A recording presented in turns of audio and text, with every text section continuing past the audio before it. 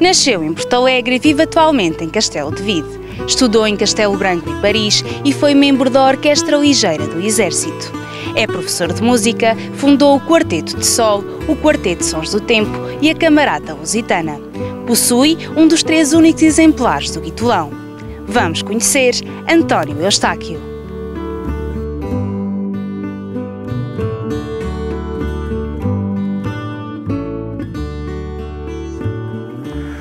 Olá, o meu nome é António Eustáquio, tenho 57 anos, nasci em Porto Alegre, vivo atualmente em Castelo de Vide, onde dou aulas na Escola Garcia Dorta, mas na parte musical dedico-me mais propriamente à execução de um instrumento que se chama guitolão.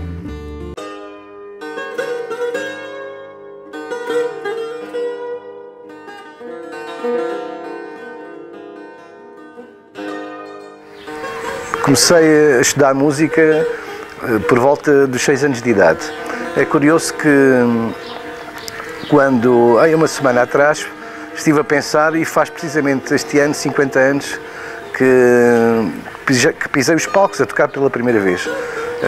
Toquei acordeão, comecei por aprender acordeão numa instituição que se chamava FNAT, com o senhor Portalete. Portanto, ele ensinava várias crianças na cidade de Porto Alegre e foi aí que começámos a aprender vários amigos, que ainda hoje alguns tocam também profissionalmente. Houve uma história curiosa. Eu estava um bocado nervoso para tocar em público, porque ia tocar a solo com a orquestra de acordeões, e lembro-me de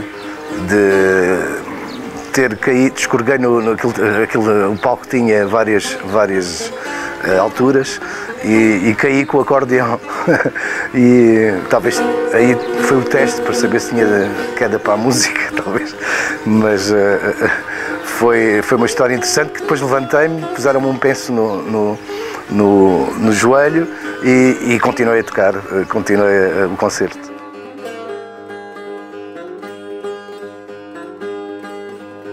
Quando fiz os 12 anos, o ciclo preparatório, portanto, na altura era o segundo ano do ciclo preparatório, tinha os meus 12, 13 anos, a minha mãe ofereceu-me uma guitarra elétrica e eu fiquei fascinado. Posso mostrar, está aqui. É uma guitarra talvez de finais dos anos 50, anos 60, é uma Colômbia, uma guitarra italiana, que, enfim, com esta guitarra, depois no liceu, formei um grupo, uma banda de rock que se chamava Andrómeda. Era Andrómeda porque ensaiávamos na garagem de um amigo, do pai de um amigo nosso, de colega de liceu, e essa garagem funcionava, era numa estação meteorológica, e então aí, por causa de ligar à nebulosa de Andrómeda, o grupo chamou-se Andrómeda. Tocávamos aquelas músicas de cópia, não é? Na altura ouvíamos nos discos, na rádio, etc.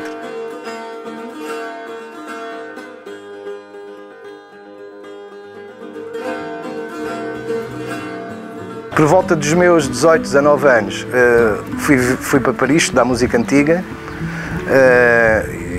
onde também trabalhei música étnica. Na altura não se falava muito nisso, quer dizer, as pessoas trabalhavam instrumentos. Eu tocava sasso turco, era um instrumento turco, e experimentava outros instrumentos. Portanto, havia muitas experiências nessa altura, do que mais tarde que veio a chamar a world music. Eu tocava com uma flautista do Egito, com músicos marroquinos, enfim, era um Instituto Nacional de Educação Popular em Paris, em que o grande mestre, aquele que realmente me deu, e que se hoje toco realmente estes instrumentos de cordas, o guitolão e a guitarra portuguesa, é porque apanhei um bocado essa influência do Henri Agnel, que na altura já era considerado um grande músico em França, em Paris, só que depois fui chamado para a tropa. Na altura não havia telemóveis como hoje, não era difícil a comunicação, e eu me recebi, acho que foi um postal do meu pai,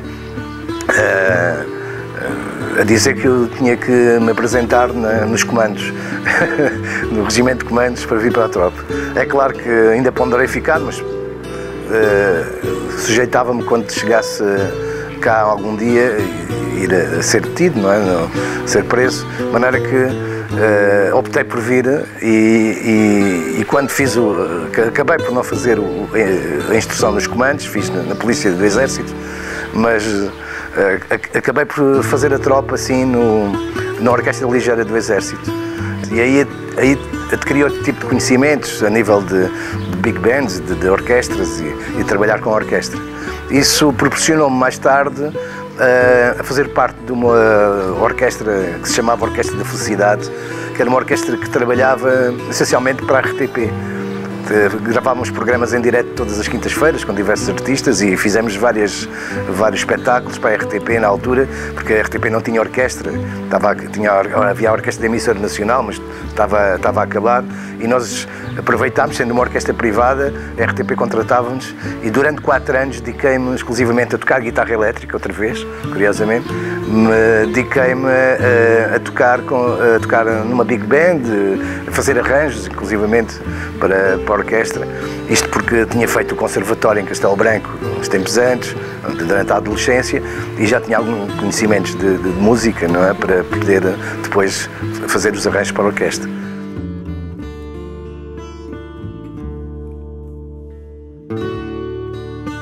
Quando depois saí da tropa, faço um interregno, porque fiz o estágio para o ensino, em Torres Novas, mas de seguida surge uma ideia interessante, que era formar um quarteto com piano, acordeão, saxofone soprano e um cantor. E foi com um grande poeta de Porto Alegre chamado Carlos Garcia de Castro, que, baseado nas poesias dele, nos poemas dele, que começámos a compor, eu e o Redondo, o Domingos Redondo, que é cantor, começámos a compor músicas para esse quarteto. Gravámos um CD e claro, tocámos por diversos sítios e, curiosamente, fizemos agora o concerto de comemoração dos 25 anos desse quarteto.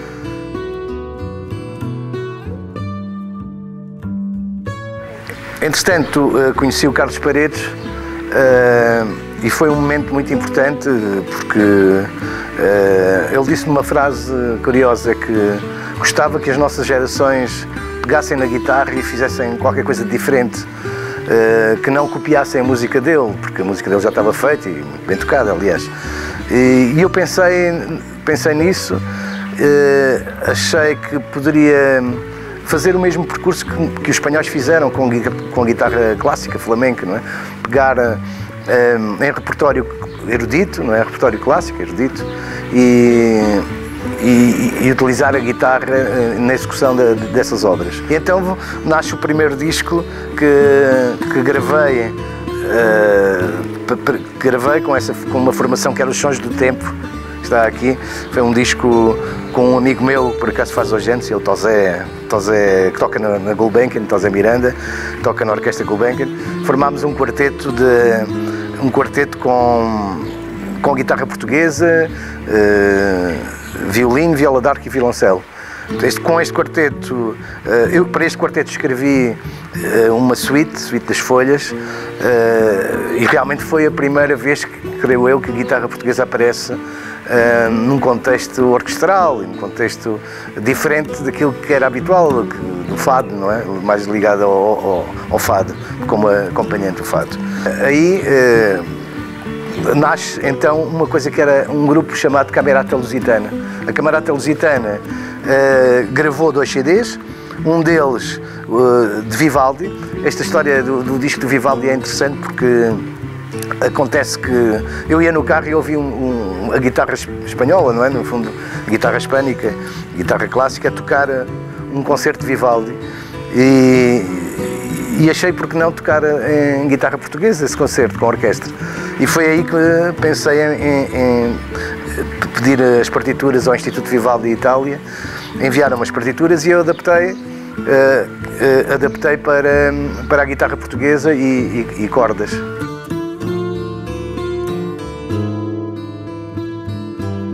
E a Luísa Amaro, que eu tinha conhecido, que é a companheira de Carlos Paredes, um dia falou-me num instrumento muito raro, um instrumento que o Carlos Paredes tinha lá em casa e gostava que eu experimentasse.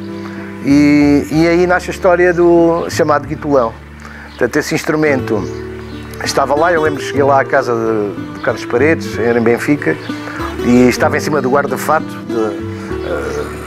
uma caixa muito grande, e que no fundo foi um instrumento que o Carlos Paredes pediu para o mestre Gilberto Grácio construir, que não era mais que uma guitarra, uma caixa de uma guitarra de Coimbra, portuguesa, com um braço mais longo. Portanto, ele ainda gravou com esse instrumento. Acontece que eu estava a tocar no funeral, quando morreu o Carlos Paredes, fui tocar ao funeral do Carlos Paredes na Basílica da Estrela, e cá fora falei com o mestre Gilberto Grácio e comentei que seria se calhar uma boa homenagem ele construir esse instrumento de forma definitiva, esse instrumento que o Carlos Paredes sugeriu muitos anos antes, não é? Isto passa-se em 2003, salvo erro, por aí. E um dia o mestre Gilberto Grácio telefona-me a perguntar apenas qual era a afinação que eu achava que devia ter o instrumento. Pronto, falei-lhe que seria melhor manter a afinação da guitarra portuguesa, mas a uma quinta inferior, portanto um intervalo mais, portanto o instrumento ficava com uma sonoridade mais grave que a guitarra portuguesa. Também seria o princípio que o Carlos Paredes teria pensado, porque ele queria prescindir da viola de acompanhamento da guitarra, normalmente acompanha a guitarra portuguesa, a viola, e esta, como tem os bordões realmente da guitarra folk, portanto estes bordões que se utiliza no guitolão é da guitarra folk, utilizou-se esse tipo de afinação e aparece-me então um dia com o guitolão aqui em Castelo de Vide, com o qual tenho feito um percurso muito grande, não é? De concertos. Portanto, este é o instrumento que, entretanto, o mestre Gilberto Grácio patenteou com o nome de guitolão e que foi já o modelo definitivo daquele projeto que iniciou muitos anos antes com o Carlos Paredes. É um instrumento que realmente tem características muito próprias, não é bem uma guitarra portuguesa barítono como era outra, já tem uma personalidade e uma sonoridade muito próprias, tem uma afinação que permite tocar sons muito graves, mas ao mesmo tempo ir buscar agudos muito generosos, não é? Portanto, é um instrumento que para além de ser muito bonito esteticamente, não é? Tem aqui esta rosácea feita de uma só peça em madeira e é com este instrumento que eu tenho tocado, enfim, pelo este país fora e pelo mundo, não é? Temos feito concertos, eu e principalmente eu com o Carlos Barreto no contrabaixo, temos feito concertos em vários países da Europa, essencialmente, e espero continuar a tocar mais alguma coisa com outros projetos que tenho feito também com este instrumento.